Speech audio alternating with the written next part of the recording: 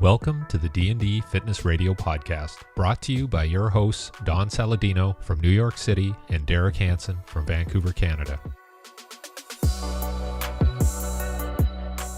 In episode 21, we speak with MobilityMaker, Dana Santis.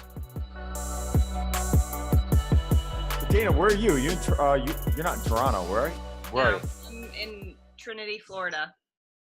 I can't even keep up with where you live. I've always lived here for like 11 years, but I know it's tough to keep up. 11 years. I was under the assumption that I thought you lived somewhere else. In fairness, I am picking on you now. I was going to spend 3 months in Toronto, and then something happened and we weren't able to do that. So why would I say that? Toronto's beautiful though. And you could have hung out with our Greek friend over there. Nikos Right, I just Apostopoulos.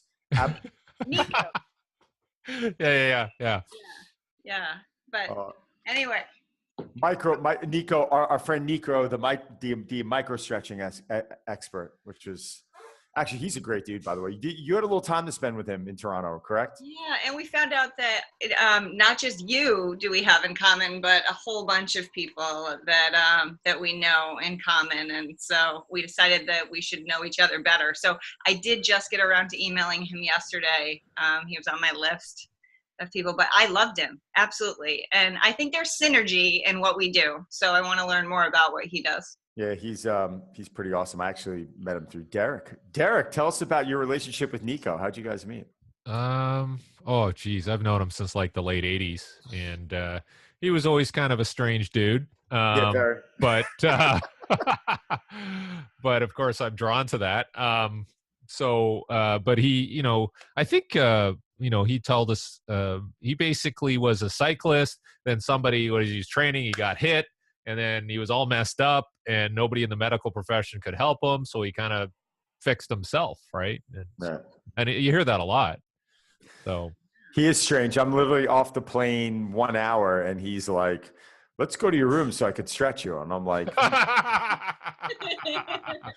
Nico, what is going on here? And then the next, I'm in the room with him. I'm like, all right. And he's like, Nico's. I was breaking his chops. I was literally falling asleep as this guy was stretching me for 45 minutes. And he's like, "You feel better?" I'm like, "Actually, I feel pretty freaking awesome." So it was pretty good. I'm trying to get him to like package his stuff though. Dana, this is what it's about. I mean, you launched. How many books do you have out now? Well, I have 2, but no one should get the first one because I didn't know what I didn't know then. So let's not count that. Don't say that. That was part of your progression and part of your. And it's fantastic, but nobody needs to buy that anymore. And I had a different last name, so let's just say one. We'll count it as one. Yeah. Can you tell everyone what your new book's called? Because it's pretty awesome. It's Practical Solutions for Back Pain Relief. A lot of people need that. They need practical solutions. Yeah. Everybody is so quick to just say, "Oh, I feel a twinge in my back. I need to lie down. I need to ice it. I need pills. They don't think about the fact that maybe I actually need to move. Maybe there's some dysfunction that's happening. And that in order to get out of this, I actually need to move." And they get so afraid of pain and we talk about listening to our bodies, but they can't differentiate between cautionary pain and kind of, I should maybe move through this pain a little bit so I can find relief. And yeah, I think people don't take enough responsibility for their bodies.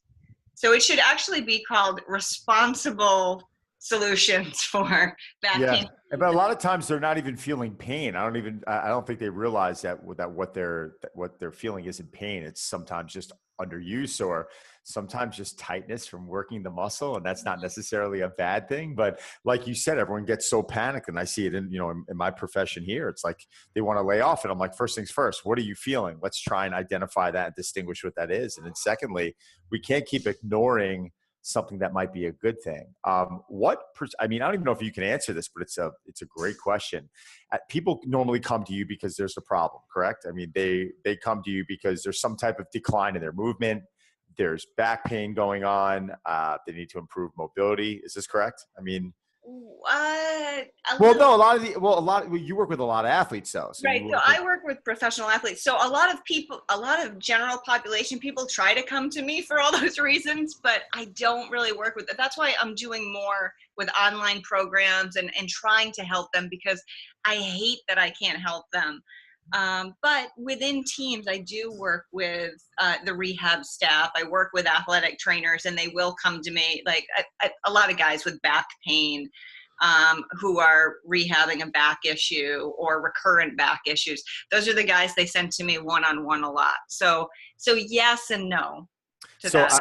So what's happening is you're coinciding with the physical therapist, and they're pretty much turning you saying like, this guy just needs to move. Like he just needs to move around. He's been cleared to do everything, get him to move. And we think that's what's going to kind of help him to that next step. Is that what a lot of what you do? Yeah. I mean, increasingly over the past 3 years, it's a lot of breathing biomechanics too. So it's start there because I mean, your rib cage takes up almost 50% of your axial skeleton. It attaches to your spine. There really arguably isn't another movement pattern that we can control, that we do more on a daily basis. And so I always start there. That's the foundation. And then I build from there. So that's the first movement pattern that I address. Because if we can clean that up, then we can find out where there really truly is dysfunction. Because sometimes it's not always the only answer, but sometimes it is the answer. And it's like, oh, wow, I don't have back pain anymore. Because, we took a jacked up rib cage that was like this, and then scaps that were winging out here, and you move the rib cage down and everything starts to settle back into the place that it's supposed to be. And the dysfunctional and, muscle firing patterns are gone. So is the chronic tension. Just not that sexy though, is it? I mean, that's the whole problem. I mean, and I even see it in here with what Charlie Weingroff does or my trainers do. I mean, you'll see clients being laid on the floor in a 90-90 position, and they're working on their rib positioning, and they're working on belly breathing. And it really, it's one of those things where some people just don't want to hear it, but it really is one of the most important things, I think, in preparation for any activity. Yeah. Well, but I have parlor tricks because it isn't sexy. I had to make it as sexy as possible. So I figured out lowest common denominator, how quickly I can show someone a change. They don't own the change, but I have to get buy-in because, like you said, nobody wants to practice breathing. I'm breathing. Like I had a real jackass athlete say to me one time, I'm not dead, so obviously I'm breathing correctly. Yeah. Derek, I knew you'd love that one. If you breathe better, you wouldn't be such an asshole. Yeah, I know. But just to be blunt, so I've had to figure out ways to get buy-in. And then a lot of times too, when I'm coming in and let's say I'm working in the minor leagues in baseball, and I've got a ton of guys from the Dominican, and there's a language barrier. And also there's a language barrier, but there's a cultural thing with a woman as a coach and all of that. And I have to overcome it. So if I can grab, the number one prospect pitcher and lay him down, test his internal shoulder rotation, and then guide him through just five diaphragmatic breaths, not up against a wall, because I don't always have wall space, so I can't do the 90-90. I do a bridge on the floor. I get transverse abdominis, internal and external obliques, and I get a little bit of a pelvic tilt. I guide him through 5 breaths, then I retest internal shoulder rotation, and sometimes I can get 30 degrees like that, and then boom, and everybody saw it. So even the guys I wasn't touching, now I have their attention. Right. But I have to make it clear to them, you don't own that. In 2 weeks, you could own that of just 5 minutes a day working on this, but you don't own it. It really is an easy way though to kind of show success and quantify success. I mean, getting them into that. I mean, there's not too many things you can do. I mean, I remember the one thing that I used to do early on was that I would improve someone's toe touch, this is years ago. I can't touch my toes, and in a few minutes, the next thing you know, you're showing that you've gained this much range of motion, and suddenly they think you're a freaking genius.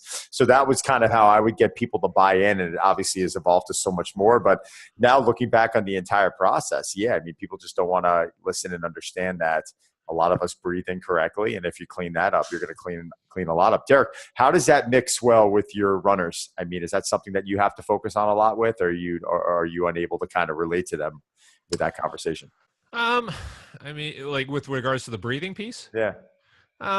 That's not really my area of expertise, I'll say. I mean, it's obviously something that other people have brought to my attention in terms of different protocols, and obviously I know some people who follow the PRI method, and so I'm aware of it. I mean, I understand from a mechanical point of view what I'm trying to achieve, and again, I'm not using breathing as a means of doing that. There's other ways I do, but I think it's obviously important, and it's something that I should probably learn more about. But what I was going to ask Dana was, do you find that you can use that piece to solve a lot of peripheral problems? Like, say somebody has a knee problem or a lower body issue, and you trace it back up to like the ribs or their pelvis. Is that something that commonly do?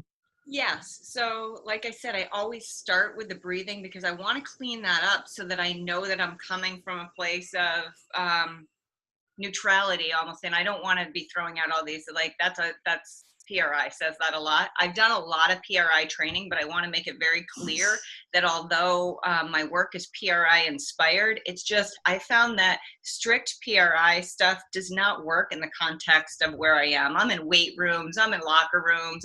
I don't have the luxury of a 6-week protocol and like I said, I have to break it down to the lowest common denominator. And as much as I love PRI, and it did introduce me to this concept of breathing as a movement pattern, I don't buy into all of it. Yep. Yes, the body's asymmetrical, and I honor that, and I understand that.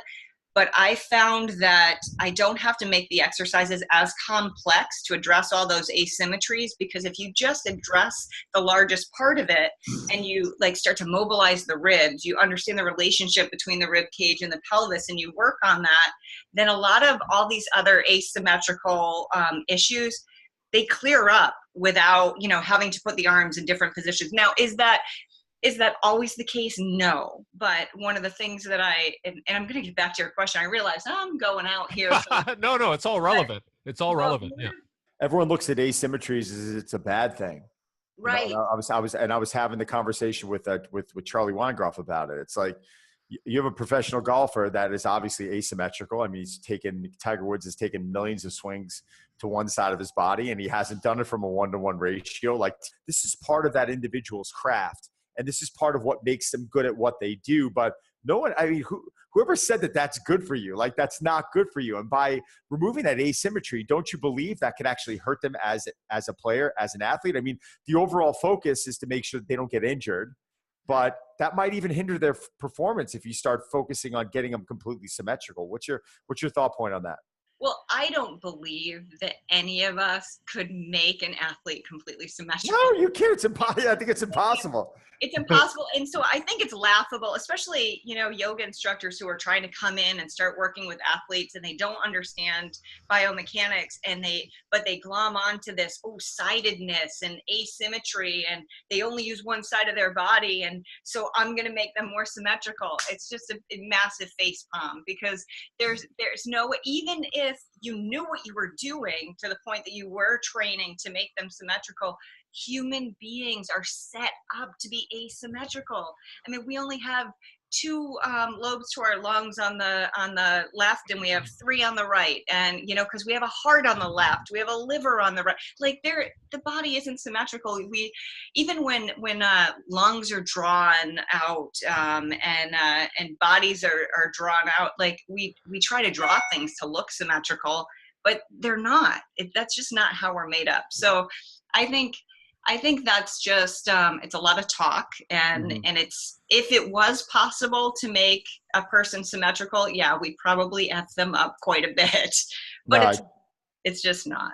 I totally agree. Derek, you asked about the thing with breathing, and then could it be tied to your knee? Yes. So if we clean up the breathing, I do want to come back to that. If we clean up the breathing, then we can figure out what compensation patterns are still in place based on the fact that maybe the breathing was a start of it. Maybe the breathing, the posture that the person held because of the knee injury caused, a bad breathing pattern. Whichever, it doesn't even matter which came first. I start with the breathing, clean that up, and then I can see what's left. right? And now what's happening after we've cleaned that up? And maybe we find that it came out of, a foot issue. Maybe it was below the knee as opposed to above it. But I feel like I can assess better if I clean up the breathing first. And I'm never going to do any harm. I've never hurt somebody by making their breathing better as the starting point. There's always something, even if it didn't clear up the issue we were trying to clear up, there'll be a residual impact. I don't have headaches anymore. I'm sleeping better. So I'm not wasting time doing that. Derek, it's funny. It's like, for me, my business started around golf fitness. I was one of the first TPI 3s to go through with Greg Rose. When I met Greg 15 years ago, he's the one who screened me out in Oceanside. I was with them early on. And my background, a big portion of it, because my brother came down to golf. And where in the beginning, it was all about the McKay golf grip and doing everything in golf 5-iron posture. And all these drills that Charlie and I always refer to and we call golfish, like they're all very golfish looking. It's like, it's almost a joke on our part. For me, that's golf. What she just explained, that is golf specific. It's not necessarily when I work with a golfer now, yes, do I work with a couple tour players? I do. And the idea there is, you want to make them optimal. You want to get them to swing, optimal swing speed. But at the end of the day, I really want them resilient. I want their bodies to be able to handle the impact of playing 10 months a year and really not having much time off. And that's a pounding on the body. So I will actually even at times focus a little bit less on, and my concerns as well, can they carry the ball 305 or 309? Like, who gives a shit? Like, it doesn't, at that point he's bombing and it doesn't even matter. I'm more concerned with that person getting through the 10 months and making sure they don't get injured and making sure that their energy levels are optimal and making sure that their stress levels are minimal. And a lot of this comes down to, I believe, in what she's actually talking about. But when we said sexy, it's not sexy. And because of that, a lot of people aren't really buying into it. Yeah. Or do you think you're creating almost like a greater margin of error, or just more, suppleness that allow people to have these asymmetries and preserve these asymmetries for what they need to do without having a negative effect on them in terms of mobility, in terms of posture? Yeah, well, because I think that there isn't anything more, let's see, what are the right words I want to use here? Natural, again, it sounds kind of, but there isn't. And for lack of a better term, there isn't anything more natural about the way the body moves than breathing, right? And if you look at that as the foundation, and we already said, we need to honor the body's asymmetries, not the ones that we create by sitting on our sofa on the one side every night, watching 3 hours of television, but the ones that we naturally have because of the organization of our organs in our body and our tendency to be right or left-handed and those natural kind of things. So now you take this breathing pattern, again, this movement pattern that we do more than anything else, arguably, other than blinking, but blinking doesn't have the same effect on the rest of the body and all of the other kinetic chains.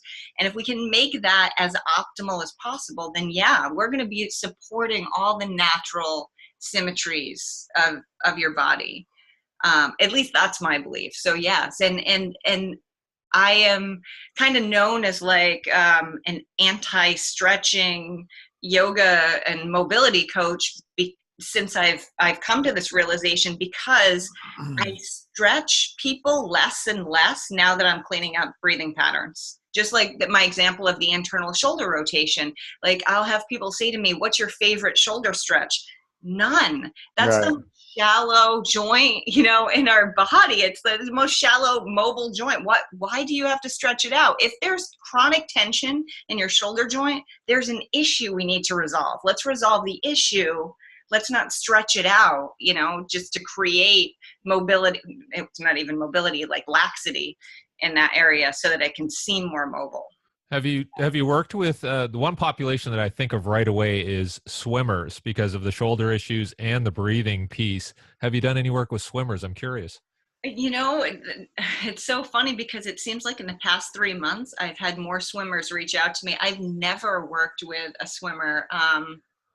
at all. And I want to now, because I'm really curious. The things that they've emailed me about that I hadn't considered before are really interesting. And, especially when it's a sport I'm not really familiar with, I don't want to jump in and, try to help them when I don't understand yet exactly what's going on with them. I used to love swimming, but I'm like legally blind and wear contact lenses that if they come out in the pool, I won't be able to figure out how to get out of the pool. So I don't swim much anymore.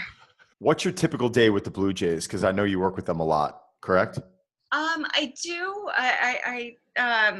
So a typical day, it depends on what part of the season it is. And because I work with a bunch of teams, a typical day with the Blue Jays means also running between camps. So let's say it's spring training or it's fall instructional league. So when it's spring training, I'm working with both the major and the minor leagues. And then also I'm working with the Phillies at the same time. And sometimes it's also the Twins and the Rays and the Braves.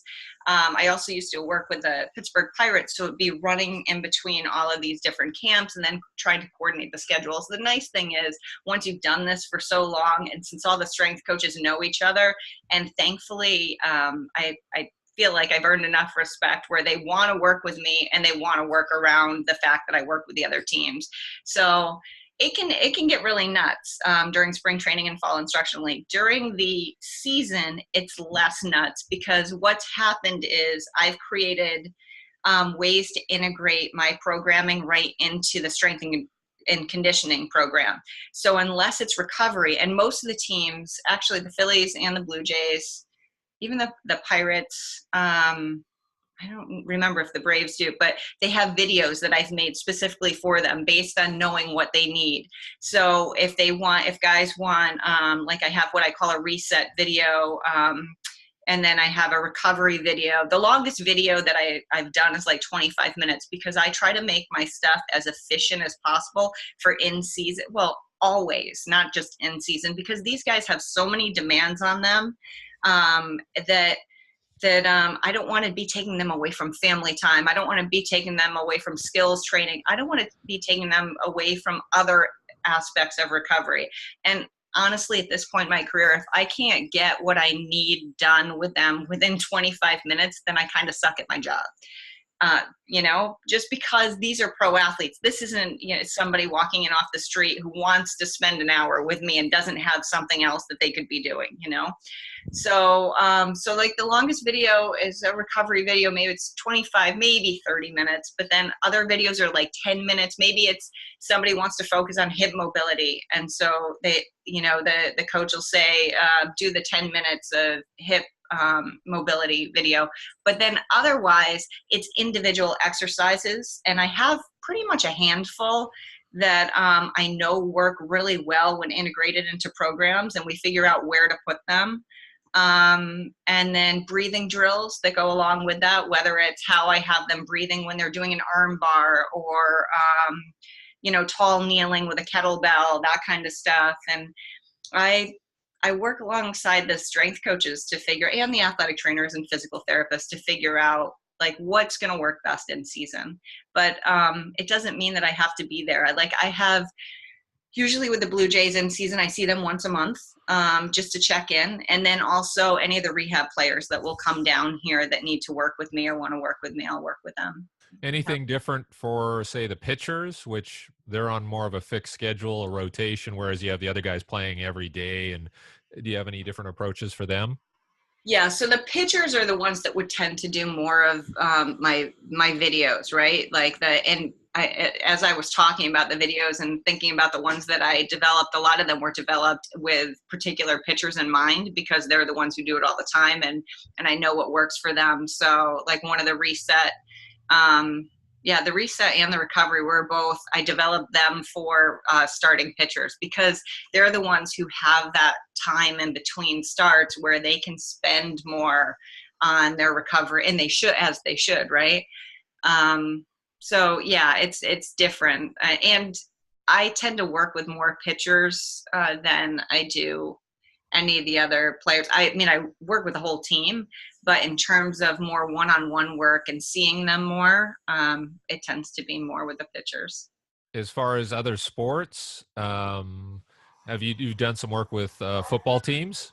Yeah. So I've worked with, it's like more than 40 different professional sports teams at this point, because I'm old and it's been like 15 years. Come on. So it used to be, it's so funny because now everybody's like baseball. Dana, you've worked in baseball, but if we were talking 8 years ago, it would have been all the NHL. Everybody would just talk to me about the NHL, because one of my first clients, truly one of my very first clients, was Timmy Thomas, the goaltender for the Boston Bruins, when nobody really knew who Timmy was. And then and I worked with him throughout pretty much his entire career, from Boston until he finished with the Dallas Stars. And we were in Sports Illustrated together, and he went to the Olympics and the All-Star team twice. I went to the NHL awards. That's cool. Him and his family once, and so it was awesome. And so when that was happening back then, I had so many NHL players and teams contacting me at that point. So I did a lot of work with, and especially goaltenders. And it's been neat because I even had some college goaltenders who then went on to go into the pros, and it's been neat to see that. But that's been the coolest thing about working in professional sports for so long, is that everybody knows everybody, and there's just this family environment, and it even crosses sports. So I also work with the Orlando Magic, and the strength coach, the former strength coach now, and I introduced you to Bill, I think, at winter meetings. Bill Burgess from the Magic was previously at the Pittsburgh Pirates, and he went from the Pittsburgh Pirates to the Knicks. So there's crossover. And then there's been guys who have left, other guys who've left baseball. The Tigers guy went to, I want to say, the Houston Rockets. So there's been some crossover, and being, again, in it so long, you start to see that. But as long as you don't burn any bridges and you earn respect, and then it's the key not only to business but to life, and it's even like you and I've been talking a lot about social media. How did we meet? Did we meet through Perform Better? Yeah. So you and I met through Perform Better. You started speaking the last couple of years? Yeah, I want to say it was like 3 years ago that I think it was my first year on the summit tour, and you were coming into the room to speak after me, and you had on your fake glasses, right? Because you don't really need glasses. I do need glasses. My eyes. The reason why I'm not wearing them is because Derek got mad at me because you get a glare. Yeah. I see myself in his glasses, and it turns me off. So he's yelling. But you and I met at Perform Better. What is your typical talk like? I mean, you're going into a room of people for an hour. A lot of them, breathing's probably, ironically, a new concept to them. I mean, most people, when they kind of get introduced to it, it's the same response out of that baseball player when he was like, "Well, I'm not dead yet." But what is your typical talk? I mean, is it, at the end of the day, is there one major takeaway that you want them to leave there with? I mean, yes, and I usually shout it at them too as they're leaving. Just remember, breathing is a superpower. Like, it can change. It gives you the power to change everything. And it's been 3 years now, and Chris Poirier, who runs the summit, right? He doesn't want me to change my topic. I was like, you want me to do this again this year? He's like, you don't understand, Dana. This is what people want.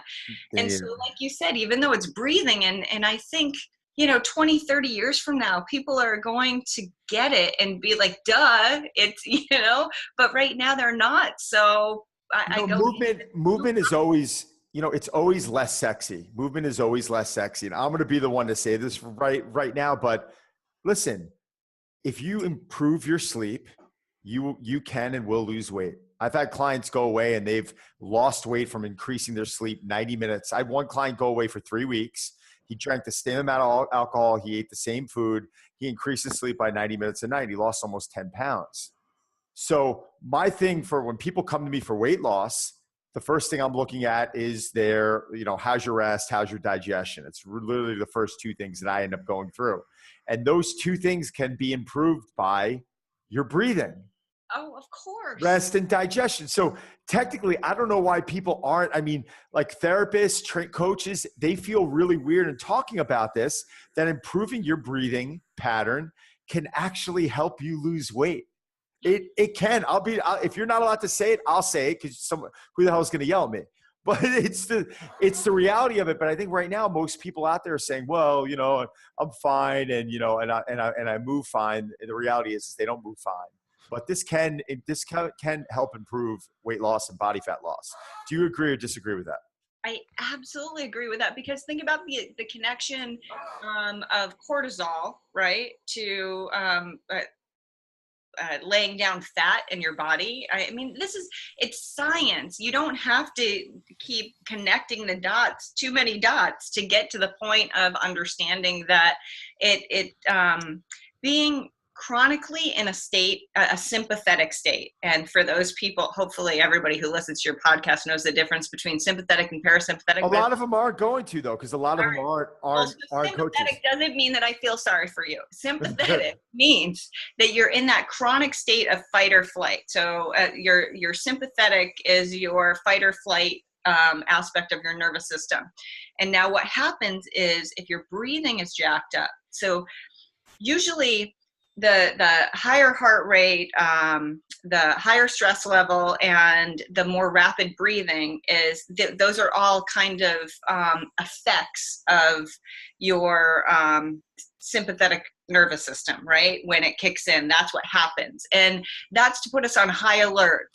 So like when we were being chased by saber-toothed tigers, you know, our sympathetic nervous system helps us kick into high gear. However, if you're in high gear all the time, then you can't get into parasympathetic, which is that rest and restore. And you're definitely not able to find that neutral state. And so breathing, which is this aspect of what happens, like the rapid breathing, what happens when you go sympathetic. Instead, if your breathing is just jacked up, it prompts your sympathetic nervous system to stay on, because your body is like, well, if we're breathing like this, it must mean we're in the sympathetic state. And so it's like this vicious cycle, instead of it just being an effect of going sympathetic when you're supposed to, right? Like some athletes really do well, they perform well in that sympathetic state. But if they're not able to come out of it, then they're not able to sleep. And what happens is if you're constantly flooding your body with cortisol, your stress hormone, you're flooding your body with inflammation. Like your body isn't designed to function that way all the time. And again, breathing is this only aspect of your autonomic nervous system that you can actually control. And you brought up other aspects of our autonomic nervous system that we can't control, which are digestion, and like rest, our ability to sleep, our immune system, our cardiovascular system, all of these things. But if you can control the breathing, it's like a key to unlock your ability to control all of those things. So you can either use that key to unlock your ability to control those things and get them to be in a more neutral state and be able to go back and forth, toggle between them, or you get locked into that chronic sympathetic state. And so now you're screwing up all of those other aspects of your autonomic nervous system. So it's not, I mean, I'm not that smart. It's not rocket science.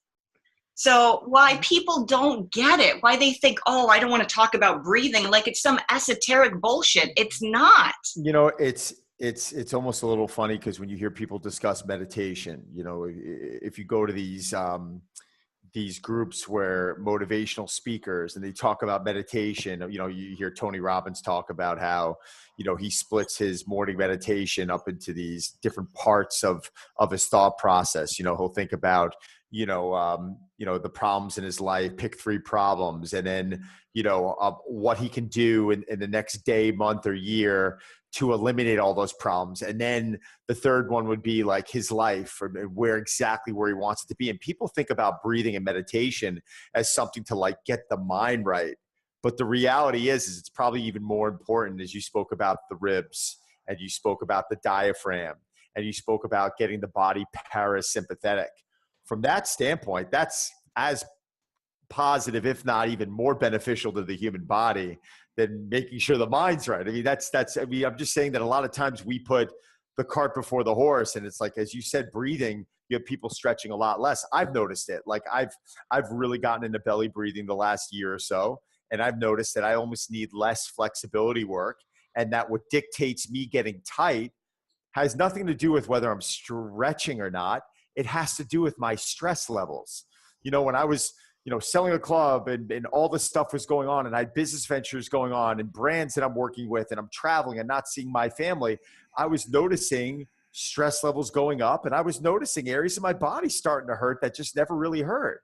Now, you sit there, you start stretching through this level of this stressful period. It doesn't do anything. It really doesn't. I mean, what starts really improving is when those stress levels start dropping.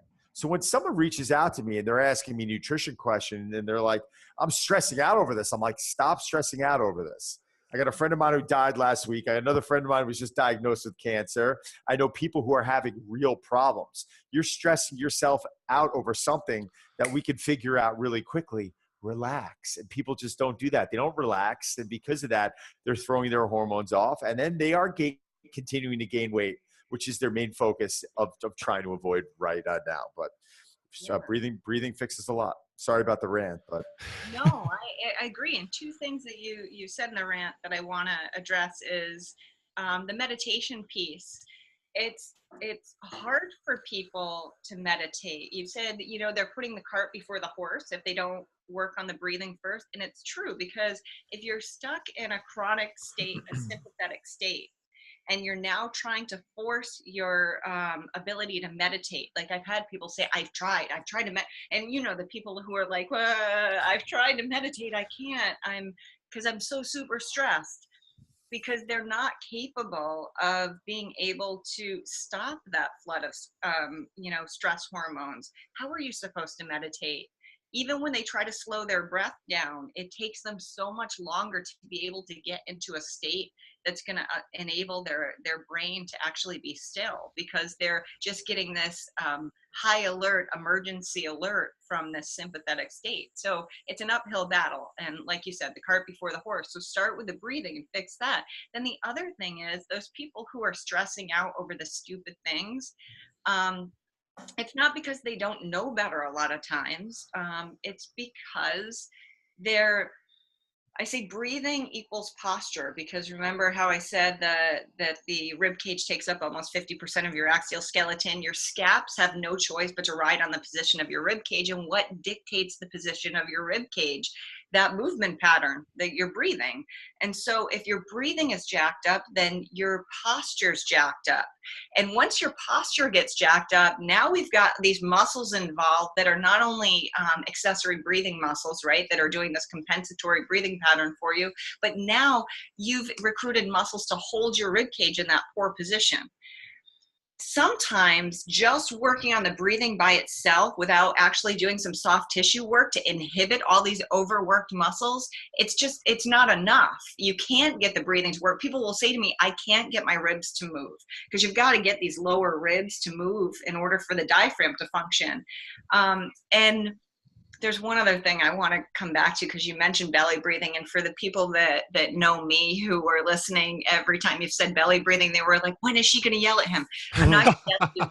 My thing. Like, I don't love the focus on belly. I know that it's well-intentioned, but there's no lung tissue there. And I hate how we don't emphasize lungs, ribs, and diaphragm. The belly really doesn't have anything to do with it. And by focusing on the belly, we stop thinking about the fact that the ribs have to move. And mobilizing the ribs is so important. So I wish people would focus more on ribs, because then you're going to get the ribs to actually start to move laterally. And when you get that external rotation of the ribs on the inhale, you're going to get a better flattening of the diaphragm.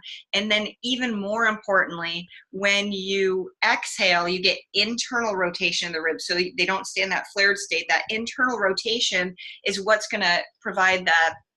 These are kind of PRI terms, but it's just a general term, the zone of apposition, the area for that diaphragm to dome. What people don't realize is the relaxed state of the diaphragm, which is that dome, can only happen if you have the ribs in that cage position to enable a space for the diaphragm to dome. So if the ribs don't move and they stay in that semi-flared position, you know, when you lay somebody down supine and they're in that extension and their ribs are, yeah, there's no way the diaphragm can fully relax ever. And you watch them breathe and maybe their belly will move up and down even when you get them to take deep breaths. But if the ribs don't move, then that diaphragm never fully relaxes. And if you take any muscle in your body and you never give it the opportunity to fully relax, it's going to be pretty pissed off, right? So, and I'm watching you breathe. I can see you're like, can I get my ribs to move? And I got my hands here. I know, I see your hands, but I'm watching you. I'm watching, and it looks good. Your breathing looks good, Don. I was thinking about because most of the people that I run into, they breathe up top. Yeah, so they might well have gills. Right. They legitimately breathe up here. Just these are the same people who refer to their ab training as training their stomach. So, you know, a lot of times, and I love and respect what you just said, and you're 100% right. I'm going to be very clear about that to anyone listening. But they don't understand what you just said. They don't understand about the ribs and internal rotation. And what I'm trying to do is I'm trying to get a thought process. So is it fair to say that, yeah, you've got to breathe a lot lower, but make sure if you're breathing into your belly that your ribs are expanding? Because I would tell them to breathe really low. I've heard this argument a lot and I understand where it's coming from, but then it's kind of like the same argument for why we give our kids these made up words for sex organs instead of telling them the real words. It's like, our kids are smart enough. I've never even heard of. Who's doing that? Who's doing that? Never even heard of. I've got 2 kids and they were, there was no big bullet. Yeah. So anyway, What's words now? Give me the words now. I want to hear. They're all top of mind, and I'm like, I've already said things that were inappropriate. I don't think I'll get them. But it's true. Like, you know, later on in life, then we have to explain to our kids, well, that's not really a hoo-ha. I get it. I get it. So later on, we're going to say to our clients, hey, by the way, you're right. You're right. You are 100% right. I completely get it. So stop that hoo-ha breathing, Don. No more hoo-ha. So what would you breathe into their hoo-ha? What would you recommend? What would you recommend to someone struggling to get on the mat and breathe? What would be your recommended drill? A really basic, simple drill for them to kind of test, to check, to work on a little bit, to kind of get their feet wet. Is there something really easy and specific that you can give them right now? You can do it from sitting out. It's harder when you're sitting up, but you're always breathing. So there's always an opportunity to work. So I'm going to work on this with you right now. So talk to me, talk me through this process. What do you want me to do exactly as people are watching? So first visualize your rib cage and especially the bottom. So we've got that inverted V, where the ribs split. And one of the reasons the rib cage splits there is because those ribs, especially that aren't fused together at the center, they're designed to move. So put your hands on those ribs. Instead of your belly, put your hands on those low ribs. Okay. And now you didn't do it, but a lot of people, when they put their hands on their ribs, they throw their shoulders up. So then also just make sure you slide your scaps down your back. Don't pinch them together, just slide them down. Okay. Now, exhale. Remember that we're always manufacturing carbon dioxide. You don't need to inhale to exhale. So just exhale and try to help guide your ribs in. So you're making that upside down V get narrower and narrower and more narrow. So exhale. So it's uncomfortable. Don't breathe. You're not going to pass out. Just, and then very slowly, when you think all the air is out, pause and then slowly inhale and feel your hands move out. Good. So then do that again. Exhale. And I want you to exhale. The exhale should be longer. Exhale, exhale. You should feel your core turn on. I want you to really try to drive those ribs in towards each other. So it's in on the exhale and then pause. And so even though your core is not relaxed, your diaphragm is. Now inhale nice and slow and let your hands ride your ribs out. And I call this rib riding. And that's interesting. So you're obviously you're more focused on the ribs moving. Yeah. That's your main concern, and you're completely not focused about the belly. Not at all, because the belly's going to move on its own. Move on its own. That's fair enough. That's fair enough. So that's why in PRI you might see a lot of practitioners come over and they're actually helping to guide the ribs and press them down as they're exhaling. Is that correct? Yes, but I'm careful about saying down. The direction of the ribs is Inward? in, in, Okay. back, and down. So like in, back, like towards your back and down towards your waist. But if you focus more on the in, you'll get the rest of it. But you should feel obliques. You should feel, the reason I do it in a bridge position when I work with athletes is that I also want to get transverse abdominis, because that's going to help to pull everything down. And the pelvic floor and the diaphragm work in sync. I don't usually throw all of that out at everybody, but I'm trying to align them. And that's also something I learned in PRI. But the rib riding, I do with kids. I do that with that's awesome. kids. I actually like that. You're just riding your ribs in and out. You mobilize ribs and a lot of good stuff happens, especially with shoulder girdles. Derek, man, this is my last week this is my major week for major corrections here. No more belly breathing? No more belly breathing. I'm on Kathy and Hoda the other day. I'm on the Today Show, and for some reason, don't ask, but we were kind of talking casually, but we were being filmed, and I used the word good, and she's like, well. She corrects me on the air, and right afterwards, I'm like, am I getting English lessons right now? She's like, I'm sorry. We just said, Kathy Lee is laughing her ass off about it. We actually made a big joke about it. But coming back in, they're like, they asked me my opinion on something. I'm like, well, obviously getting English lessons right now from Kathy Lee. Everyone got a good laugh out of it. But thank you for that on the belly breathing. I will make sure that I will never breathe into your ribs. I love it. Lungs. Breathe in your lungs, ribs. I get it. So not just up here, but you want to work your way down. You want to make sure that the ribs are moving. And you'll notice too that like the upper traps, the pecs, the anterior shoulder, scalenes, that all shuts off. Yeah, it all relaxes. Yeah. As long as you don't have a real dysfunction there from all the compensation where you actually have to do some soft tissue work. Sometimes it requires some soft tissue work. You get a lacrosse ball in there before you do it. But that's why I do all my rolling before I do my breathing exercise. I'm starting to think about the breathing. I have my clients think about their breathing as we're doing the rolling, but then we get into the breathing after that. Now, why do you do that? I'm just curious. I would think that by breathing first, you're setting your ribs in a good spot. You're setting your nervous system up in a good spot to potentially relax into the soft tissue work. Yeah, so we can do more after if we need to, but it's just, it tends to be harder if somebody is a little bit jacked up when they show up to see me from the drive, or maybe they just came in from hitting and now we're going to work on stuff. I just find that rolling them out, it just tends to loosen things up a little bit more, because I get it. It's fair enough. Yeah, then we're not fighting it with the breathing, because I don't want to spend a whole lot of time. I literally do 2 sets of 5 breaths with guys. We're not spending 10 minutes on breathing. It's almost a good way of tapering them down from the activity that they just came from, getting them from their activity into breathing. It's almost, it's almost too hot and too cold at the same time. So what you're saying is mentally, I get them on the roller, I get them to calm down, relax, get them into a good state of mind, loosen things up a little bit. Then I'm able to get them into the really good position that I want to get them in, getting their ribs to move and take it from there. No, it makes perfect sense. I got a question for you. People want to find out where you are. They want to learn more about you, get your expertise. Where do they go find you?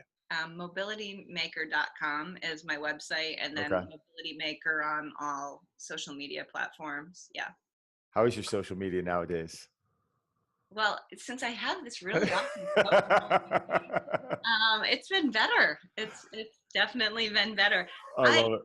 I used to be really afraid of social media, and I felt like a narcissist, and it didn't feel right for me. But a lot of the tips that you've given me have made me feel more comfortable. And then once you start to get so much good feedback from people, and people who are actually benefiting from what you're putting out there, it feeds your ability to put out more authentic stuff. And so it's just been, as it's grown and the things you've helped me do to make it grow, it's just gotten better and better. And I actually really enjoy it now. Awesome. And what I'm noticing is that going to because I'm always on your account, I'm always checking out your mobility. Remember, everyone, MobilityMaker, is I Dana's. feel like you're stalking me. No, I'm starting to a little bit. I'm the coach over here, but why I know you're getting really good is that, first off, your information is always excellent. But when someone starts going to your page and they start saying, "Oh wow, I haven't done that in a while," or "Oh wow, that's a new one," that's kind of the whole idea. It's like what you're trying to do is you are someone on Instagram who is an educator, and you're someone who's trying to help better people's lives. You're not sitting there concerned with, how your abs look, which a lot of people are. And I'm not saying there's anything wrong, but you just have a different business than that. So that's one thing I've been proud about you on, is that you're getting your message across great. So for everyone watching, go follow MobilityMaker. What was your website again? MobilityMaker. That's really difficult. I mean, how did I forget that? MobilityMaker.com. Derek, no laughing. And everyone, if you're following Dana, she's really turned into one of a good friend and someone that I obviously value her opinion, and she can yell at me as much as she wants and tell me if I'm breathing incorrectly, and I will suck in that belly. I will suck it. I will swallow it. So great stuff, Dana. Thank you so much for coming on. Thank you guys. Can't wait to see you. When am I seeing you? Are you coming to Providence? Perform Better? I am. Let's All go. right. Is your hubby going to be there, or are you going to be solo? No, he can't come. All right. So let's grab lunch or something. All right. Yeah. Awesome. Absolutely. That'd be great.